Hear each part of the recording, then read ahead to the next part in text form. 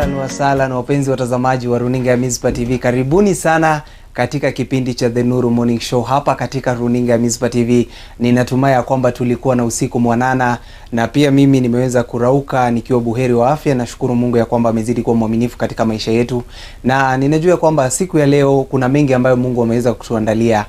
Ukiona ya kwamba umeweza kuamka na uko buheri wa afya, that is a thing to thank God because of, and it is the gift of life ambayo tunamshukuru Mungu asubuhi ya leo. Na kuna mengi ambayo tutakuwa tukiangazia siku ya leo katika magazeti ambayo yamekuwa yakitukia katika taifa letu na pia katika hata nje ya taifa letu. Na siku ya leo ninajua kwamba tuko na gazeti la The Standard na tutakuwa tukiangazia mengi. Ninajua kwamba waandishi wameweza kutuandalia mengi ambayo yamekuwa yakitukia katika taifa letu na pia nje ya taifa letu. Na kabla hatujaingia katika magazeti, we are going to have the verse of the day. And our today's verse, katika wiki hii tulikuwa na focus ambayo ilikuwa ni focusing on eternity. Na on our today's verse itatoka katika kitabu cha Jeremiah chapter 10 verse 10. And if you read in the book of Jeremiah chapter 10 verse 10, the Bible says that, but the Lord is the true God. But the Lord is the true God. He is the living God, the eternal King. When he is angry, the earth trembles, the nation cannot endure his wrath.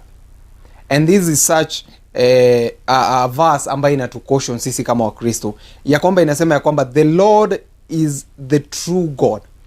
It shows the sovereignty of God. Ya kwamba inatuambia ya kwamba this is the sovereignty of God. Ya kwamba Mungu zaidi ya kukua ni baba yetu, he is the author of everything that we have on earth. Na in that particular verse tunaona ya kwamba tunaambia kwamba he is the living God. Ya kwamba when you are addressing God, you are not just addressing a spiritual being ambayo you may think by your own mind ya kwamba it doesn't exist, but inatuambia kwamba but he is the living God. Ya kwamba ni Mungu ambaye yuko hai. Ya kwamba wengine wakiomba ng'ombe, wengine wakiomba vitu vya dunia, wengine wakiabudu sanamu, we have the living God. Ya kwamba yeye anasikia na anajua na anatuangalia, ya kwamba ako na masikio, ako na macho, na pia anajua mawazo yetu, because he is the living God. Na tunaambiwa hapo ya kwamba the eternal King.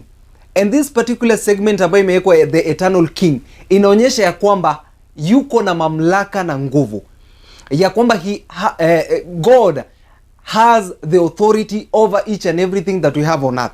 Ya kwamba yeye ni Mungu ambaye anajua ya kwamba akiwa amekutazama, akiwa amekuangalia, akiona ya kwamba kuna mambo ambayo unafanya kinyume na mapenzi yake, yeye yuko na haki, kwa sababu he is the eternal King. The King is somebody that has authority. Na tunaambiwa kwamba he is the eternal King. Na inamaanisha ya kwamba there is nowhere we can go for us to impeach God. Ya kwamba hatuwezi fika mahali ya kwamba tuseme ya kwamba huyu Mungu kuna mambo ambayo anafanya ya kwamba tuweze kumweka kando kidogo. But tunaambia he is the eternal God for eternity to eternity. Ya kwamba yeye ni Mungu. Na tunaambia kwamba when he is angry, the earth trembles. Ya kwamba wakati ambapo Mungu yuko na hasira, wakati ambapo tumetenda mambo kinyume na mapenzi yake, dunia hutetemeka. Ni kwa sababu yeye ni Mungu ambaye yuko na mamlaka. Yeye ni Mungu ambaye yuko na nguvu. So sisi kama binadamu inatupasa ya kwamba tukakae katika njia zake, tukiwa tumesafisha mioyo yetu, because we are hoping for something that is eternal. So we must prepare ourselves in our hearts for us to allow God, Mungu kuweza kumwandaa Mungu ya kwamba asiweze kukua na hasira kwa ajili yetu. Na tunaambia kwamba the nation cannot endure his wrath. Ya kwamba we are serving a God, Mungu ambaye tunamtumikia, Mungu ambaye ni Mungu ambaye anaweza kufanya mambo hata sisi wenyewe tukabaki vinywa wazi. Ni kwa sababu wakati ambapo Mungu ana hasira na mtu, ama yuko na hasira na jambo fulani, anaweza kufanya jambo, ni kwa sababu anajua ya kwamba ametupa that opportunity for us to live in accordance to his will. Na tunaona kwamba nations cannot endure his wrath. Hakuna mtu, hakuna taifa, hata kama katika dunia hii kuna mataifa ambayo yanajiita superpowers, there is no nation that can go to God ya kwamba ikijipiga kifua ya kwamba iko na nguvu, because he is the almighty God. Na tunaambia kwamba there is no nation that the nations cannot endure his wrath, ya kwamba ghadhabu yake ikishuka hakuna mtu ambaye anaweza jizuia. Ni kwa sababu inatupasa ya kwamba tukakae katika njia za Bwana, tusafishe mioyo yetu, that our inner being may it be clean. And that is the verse of the day, and we give God all the glory. Na ninashukuru ya kwamba siku ya leo Mungu ameweza kutunenea kwamba tukakae katika njia zake, na ninajua kwamba tutakaa katika njia zake ndiposa tusiweze kufanya ya kwamba Mungu akawa na hasira juu yetu. Na tunashukuru asubuhi ya leo kwa sababu ya that particular verse of the day. And this Nuru morning show is proudly brought to you by Mizpah Center. And Mizpah Center is located 14 kilometers from Nakuru city. Kuna wale ambao wamekuja katika mlima huu, and a lot of people have testimonies. Ninaona katika mkutano wa annual sonship, kuna wale watu ambao waliweza, ama wahuduma ambao walikuja kutoka sehemu mbalimbali. And I just want to urge each and every one of us, if you want to have an ample time to be in the presence of God, just come here at Mizpah Center. And Mizpah School of Ministry, Mizpah House of Prayer invites you to the Mizpah School of Ministry. And this particular Mizpah School of Ministry, kutakuwa na this particular course ambayo itakuwa ikifanyika on the month of August for only 1 week. This is the diploma in theology course, and that is for the School of Ministry. Now, if you want to book that intake ambayo itakuwa ikiendelea, if you want to book accommodation for that particular intake or make any inquiries, that particular diploma course in theology in the School of Ministry itakuwa ikifanyika for only 1 week in that particular month of August.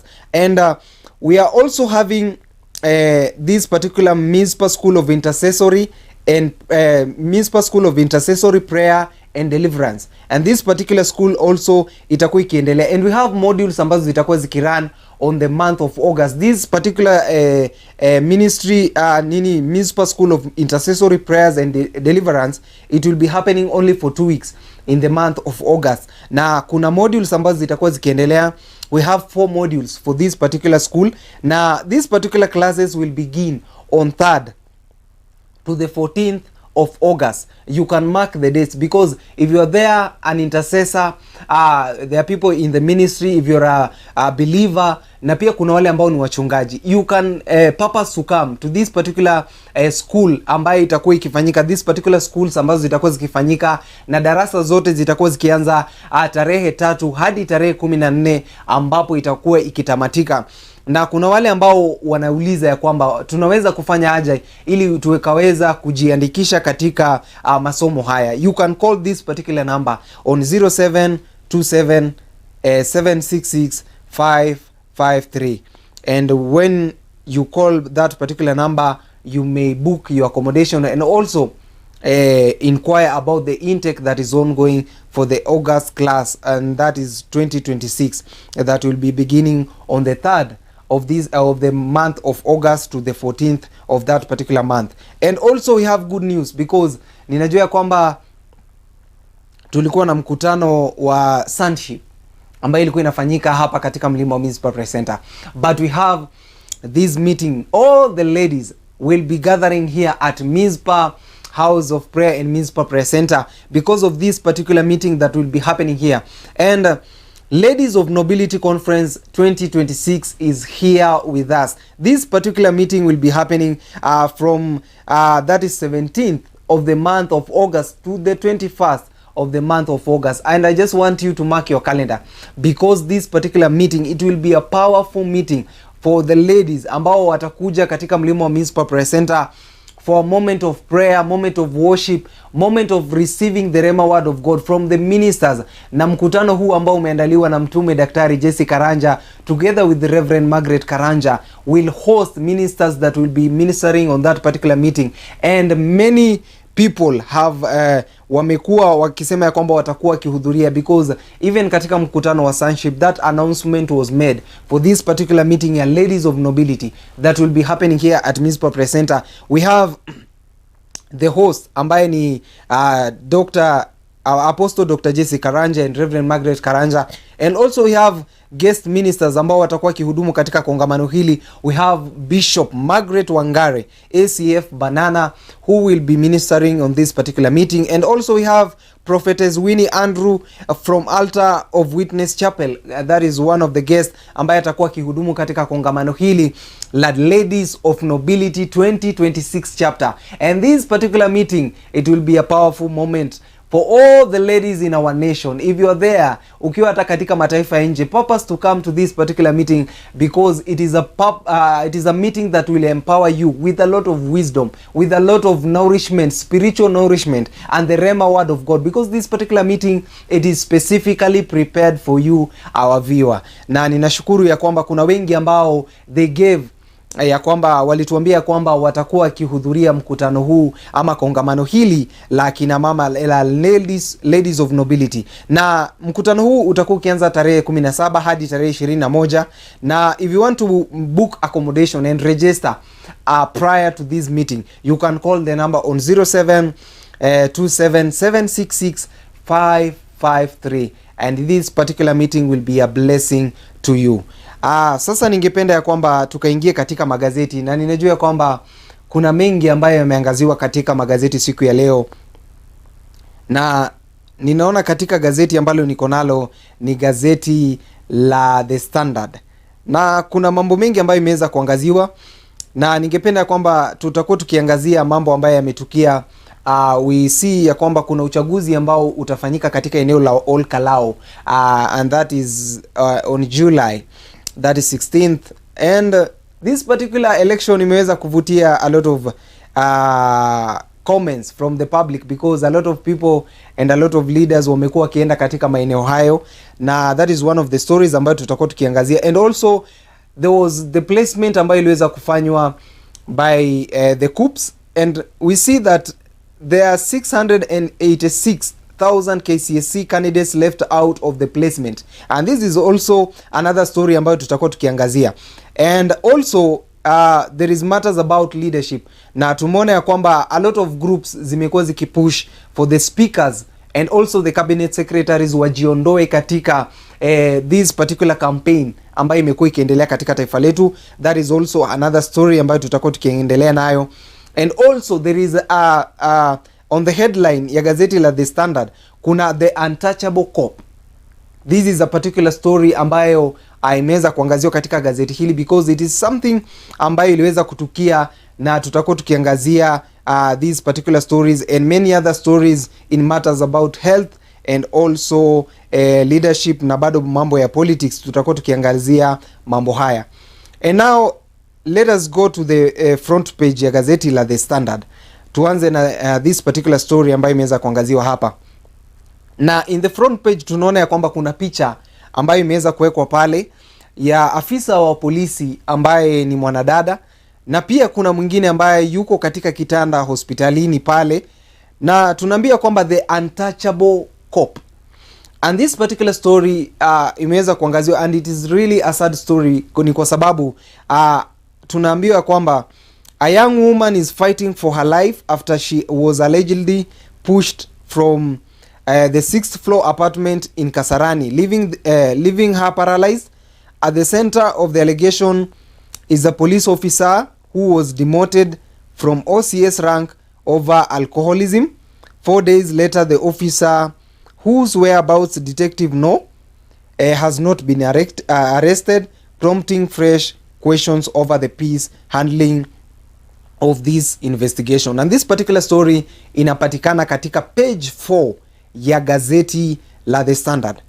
And this is such a serious story, ama story ambayo imetupea huzuni asubuhi ya leo, ni kwa sababu tunaona in the center of these wrangles ambazo zimeweza kuangaziwa on this particular police officer, this particular lady tunaambia kwamba Nicole Omondi 25, is lucky to be alive after she was allegedly pushed from the 6th floor of a building in Dhome Estate, that is in Kasarani, on June 4th, and 4 days after the alleged attempted murder. Tunaambia kwamba the former officer commanding station OCS at the International Lifehouse Police Post, Agnes Ndanu, has yet been arrested. And this particular cop ambaye anaitwa Agnes Ndanu aliweza kumsukuma that is Nicole Omondi, who is only 25 years old, from the 6th floor katika that particular building ambayo iko katika maeneo hayo ya Kasarani, that is in Dhome Estate. And now there is a lot of questions ambazo wameweza kuuliza all the security and detectives ambao walikuwa kiangazia this particular case, because until now Agnes Ndanu has not been arrested over this alleged attempt of murder ambayo iliweza kufanyika katika eneo hilo. Na tunaambia kwamba there is something ambayo ilikuwa inaendelea katika this particular story, na pia if you look at page 4 kuna this particular story ambayo imeweza kuangaziwa hapa, na tunaona this particular picha ambayo imeweza kuwekwa pale. Tunaona ya kwamba ni picha ya mmoja akiwa anatumia one of the this is something ambayo inatumika, na ninajua kwamba wale ambao wanatumia miadarati, this is something ambayo inaitwa shisha, imeweza kuangaziwa hapa.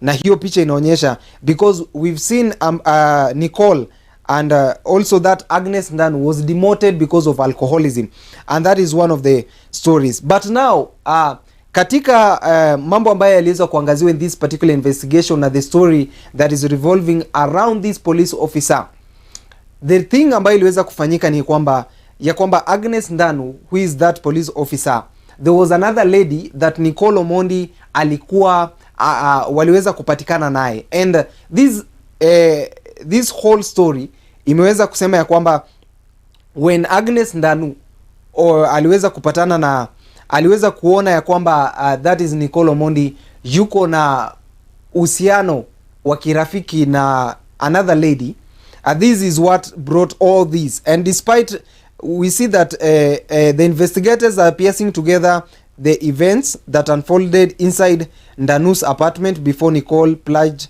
from the balcony. Nicole is fighting for her life at Kenyatta National Hospital, that is KNH, and we see after suffering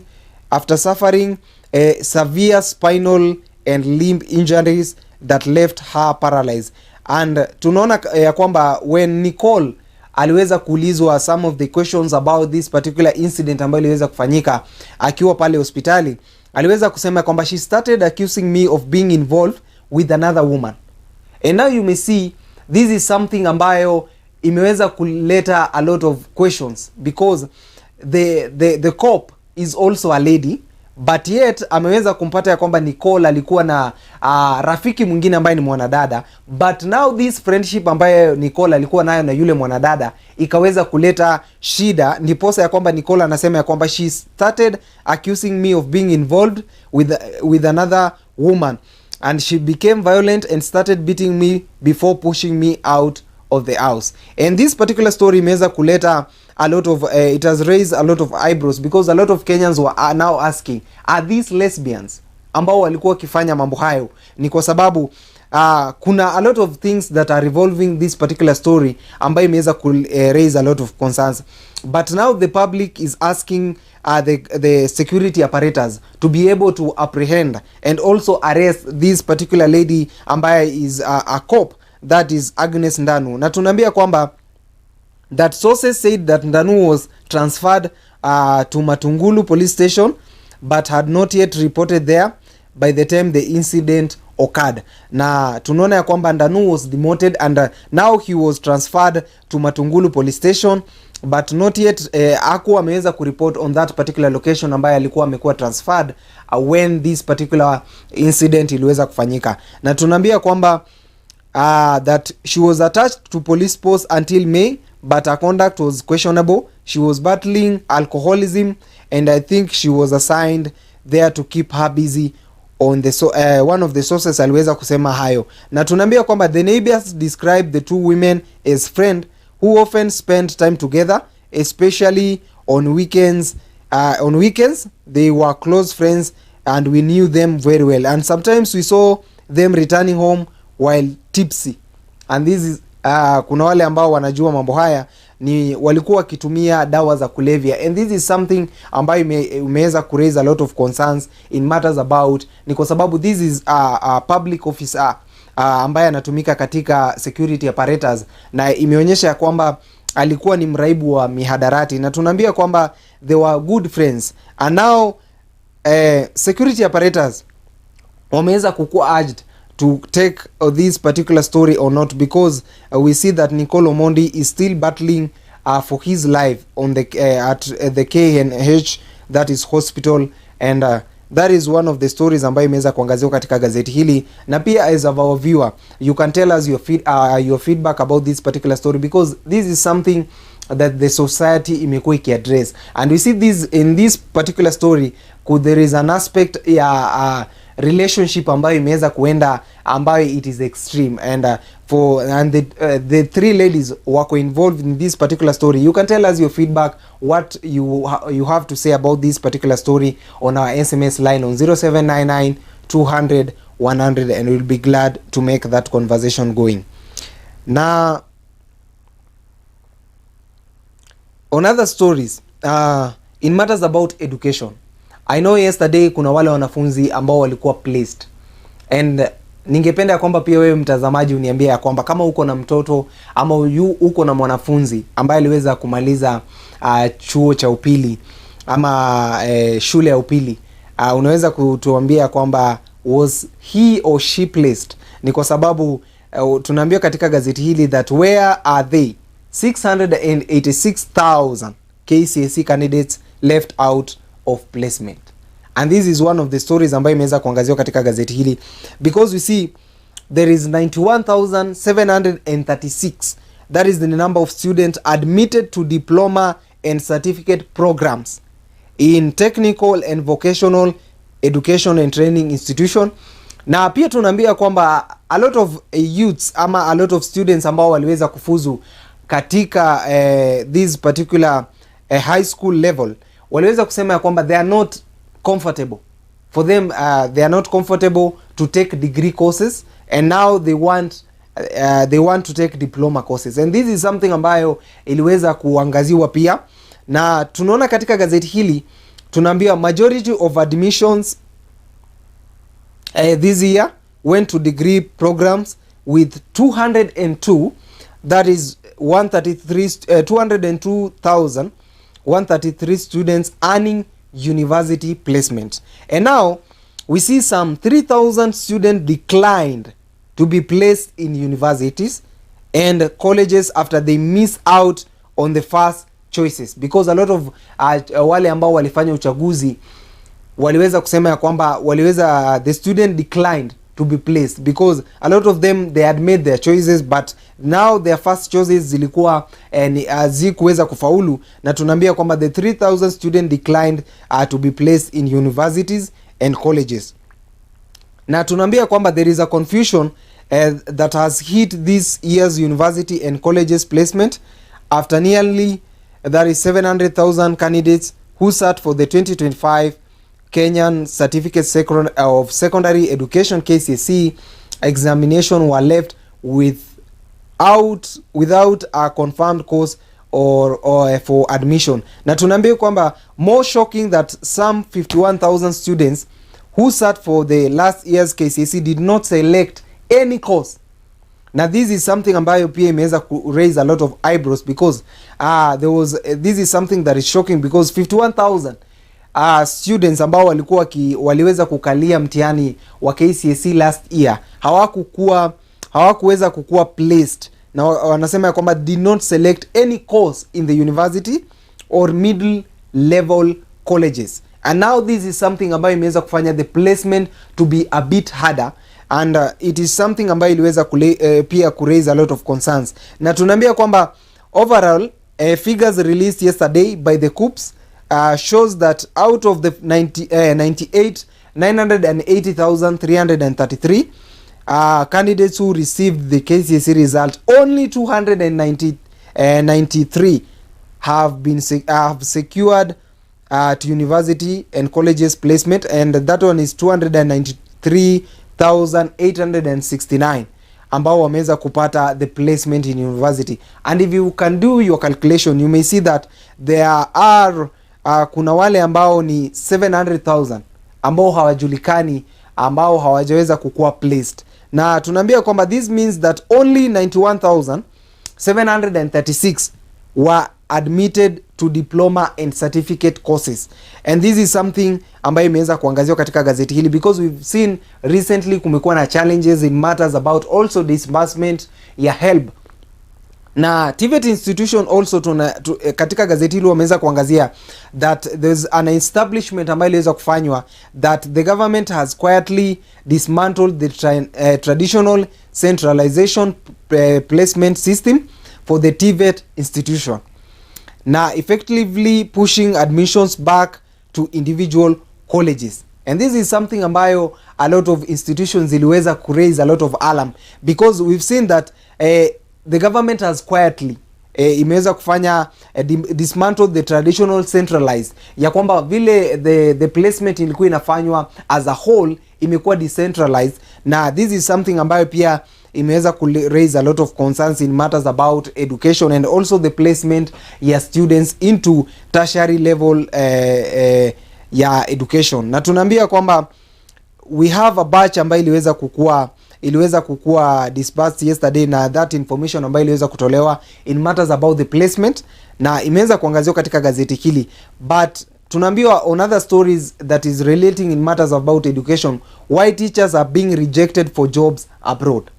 That is something pia ambayo imeweza kuangaziwa katika gazeti hili in matters about education, that Kenyan teachers seeking jobs overseas are increasingly being turned away because their training does not fully meet the requirement of foreign education system. And this is something that is so sad, because this is something that questions the quality of the education that we give in our nation, because tunaambia kwamba there is matters about why teachers are being rejected jobs abroad, because we've seen a lot of teachers. Last year there was a batch of 100,000 teachers that were recruited by the TSC, but now tumeona ya kwamba that was just a percentage of the teachers ambao wamekuwa seek for employment by the government, but the larger number iliweza kusalia, and some of them have been seeking jobs abroad. But now there is a revelation ambayo imeweza kutokea kwamba a lot of Kenyan teachers ambao they have been trained here in Kenya wameweza kukua ya kwamba hawawezi kufanya kazi katika mataifa ya nje because of the quality of education and the quality of training that they receive here in Kenya. Na tunaambia kwamba speaking during the meeting with Universities Teachers Service Commission, Director for Teachers Professional Development Ruben Ntaburi aliweza kusema kwamba many countries are interested in recruiting Kenyan teachers, but some applicants fail to secure employment because of gaps in their qualification and training. And this is something ambayo pia imeweza kuangaziwa katika gazeti hili, because wameweza kusema kwamba there are gaps in the TSC, imeweza kusema kwamba there are gaps in matters about the training that we have in our nation.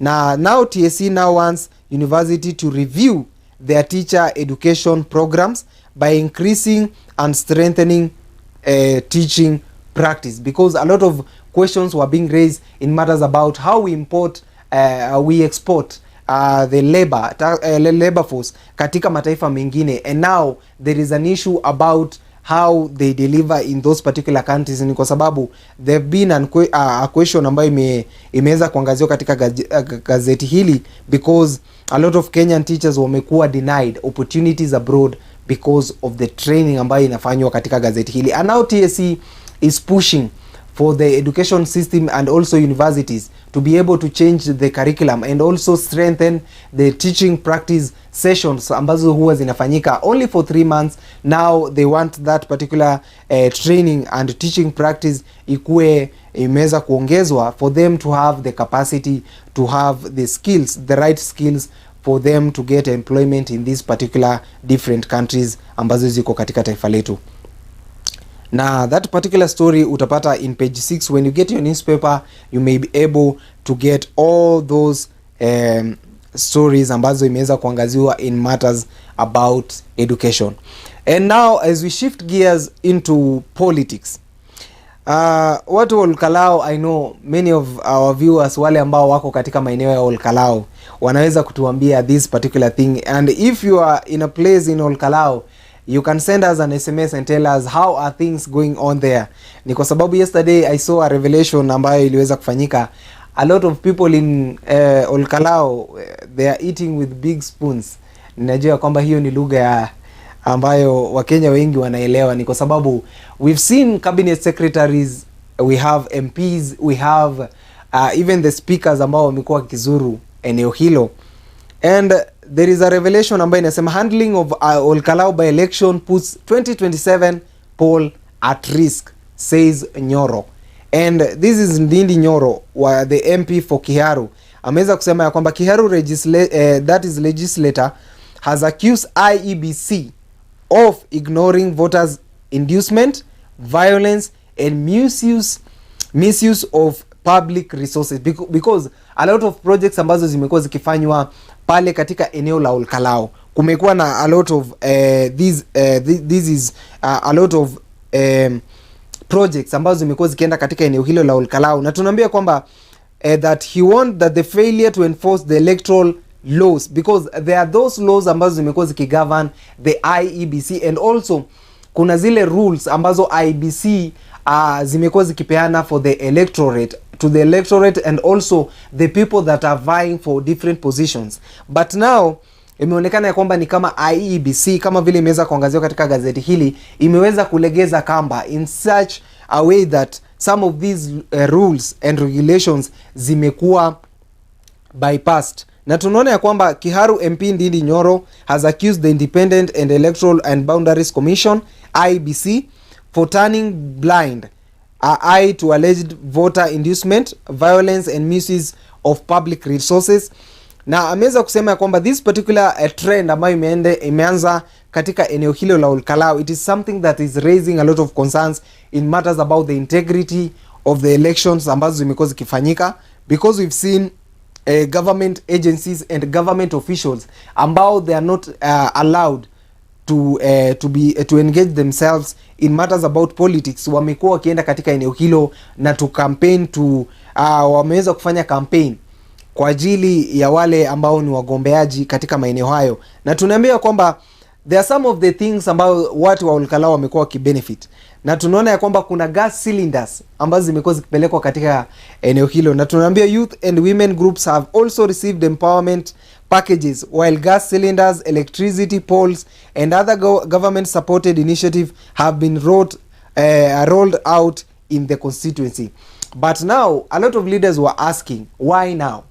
Na tunaona ya kwamba yesterday there was something ambayo it was so interesting, because that conversation pia nimeona imeweza kuangaziwa katika gazeti hili, because Millie Odhiambo, one of the MPs, aliweza kusema ya kwamba imefika mahali ya kwamba a lot of Kenyans are now looking at Olkalau, how politics are being handled in Olkalau. And now aliweza kupeana a very jokingly, aliweza kusema ya kwamba even some electorates, they are wishing that their MPs could die for them to access some of these benefits ambazo zimekuwa zikiendelea. And aliweza kusema ya kwamba some of them are even pushing for by elections in their areas for them to receive these particular tokens ambazo zinapeanwa kutoka katika serikali. And some of the leaders were now asking why are these empowerments now being matched to this particular area ya Olkalau? Is this political bribery in matters about election, ya kwamba it is shifting them to vote on a particular way? And that is one of the questions ambayo pia imeweza kuangaziwa katika gazeti hili, because this particular election will be on July 16th, and that is the coming week, that is next week, and when the Olkalau by election will be held, and the contest is shaping to be a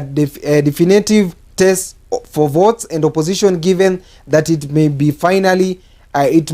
the final by elections before the 2027 general election. I know we are remaining with only 390 something days to the election ambayo inakuja come next year. But now this particular by election imeweza kuvuta wale vigogo wa siasa kuweza kupatana pale ili kuweza kumenyana kwa ajili ya kiti hiki cha ubunge cha Ol Kalou. Na tunaambia kwamba describing the Ol Kalou contest as a rehearsal for the 2027 election, Nyoro warned that the failure to enforce electoral laws could embolden politicians to disregard them in future elections. And this is one of the questions ambayo the member of parliament for that is Kiharu Ndini Nyoro aliweza kuaddress, because aliweza kusema kwamba if now they are able to bypass some of the rules and regulations ambazo zimekuwa zimewekwa na IEBC, this is setting a precedent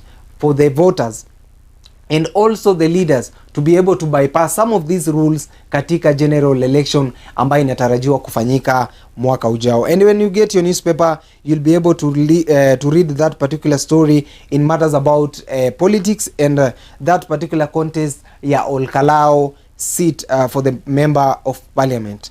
And that is a story ambayo imeweza kuangaziwa katika gazeti hilo. And pia katika gazeti la The Standard hapa tunaona ya kwamba there is kumekuwa na there is wrangles ambazo zimekuwa zikiendelea katika county ya Nairobi, because over 4,600 Kenyans challenge bid to hive off Nairobi National Park. And kumekuwa na tetesi ambazo zilikuwa zimeweza kuangaziwa that the government and also the KWS ilikuwa inataka ya kwamba that is Nairobi National Park to be moved in another place. And imeweza ku raise a lot of eyebrows, because a lot of Kenyans were asking, who is this person that is interested with the land that is there in Nairobi National Park? And that is the question ambayo imeweza pia kuulizwa katika gazeti hili, because we see a lot of Kenyans waliweza kuenda katika koti and there are petitions ambazo ziliweza kufikishwa pale, because tunaambia kwamba petitioners say relocation of orphanage and new car park don't have approvals. And this is one of the issue ambayo pia ilikuwa imeangaziwa pale mbeleni, ni kwa sababu there was an allegation ambayo iliweza kutolewa that they want to clear a certain segment of that particular national park for them to build parking for Nairobi city. But now there is a revelation ambayo imeweza kutokea kwamba this process has been ongoing, na tunaambia kwamba they argue the court that the development undermine the park's survival, because kuna wale ambao they are activists in matters about environment and environmental protection wameweza kusema kwamba they are not going to allow such a move kuweza kufika na kuharibu this particular national park. Na tunaambia kwamba more than 4,600 Kenyans have moved to court to halt the construction work inside the Nairobi National Park, citing threats to wildlife sanctuary and violation of the constitution, because this is something ambayo it really needs a lot of communication and also a lot of Kenya and stakeholders to come together for them to have an agreement on such an issue, and also the public, because you cannot do something like this kama vile imeweza kuangaziwa katika gazeti hili without public participation, because this is Nairobi National Park is one of the national parks ambazo ziko katika taifa letu, and being in the capital city of our nation, it is one of the major sector ama institution ambayo iko katika county ya Nairobi. Na tunaambia kwamba some of the allegations zimeweza kuangaziwa katika gazeti hili, and also kuna zile petitions ambazo ziliweza kufikishwa katika koti imeweza kuangaziwa katika gazeti hili. And when you get your newspaper, you'll be able to read on this particular story about the wrangles ambazo zimekuwa zikiendelea in this particular issue ya Nairobi National Park. And now as we wind up, also in matters about politics, kumekuwa na a lot of issues in the matters about the opposition, united opposition. But now there is a revelation ambayo imeweza kufanyika, na if you read in page 9 of the Standard, there is internal wrangles hit opposition in push to name 2027 flag bearer.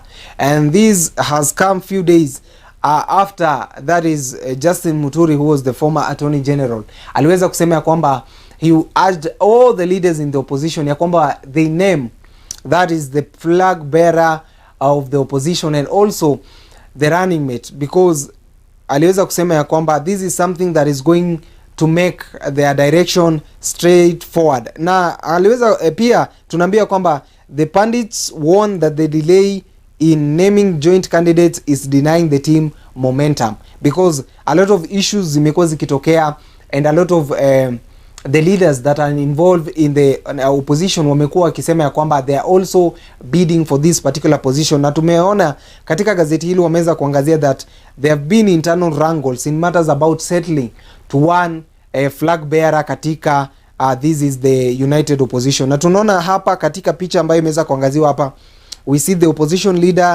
leaders Kalonzo Musyoka, Fred Matiang'i address past press conference in Karen, Nairobi. That is one of the issues. Na pia they've been an issue about also Gachagua advocated for waiting to see strategy where they propose that the united opposition names the candidate just in 2 months, and that is one of the stories ambayo pia imeweza kuangaziwa hapa in matters about politics. And now we are going to see a lot of things in matters about politics, because this particular move ya kwamba kuna internal wrangles katika opposition, it is something that is going to bring forth a lot of stories ambazo zitakuwa zikiendelea in future in matters about how they will be choosing the flag bearer that will be leading that particular front ya united opposition. Yeah, and I think when you get your newspaper you'll be able to read all of these stories ambazo zimekuwa zikiangaziwa katika gazeti la The Standard. Ningependa kwamba niwatakie utazamaji mwema. Ninashukuru ya kwamba mmejiunga nasi katika kipindi cha the NURU Morning Show on this current affairs segment. Ninashukuru kwa sababu ya utazamaji wenyu. Ninajua kwamba kuna vipindi ambavyo vitakuwa vikiendelea kuanzia sasa hadi mida ya jioni. Ninawatakia siku ambayo iko na baraka. Mungu awabariki.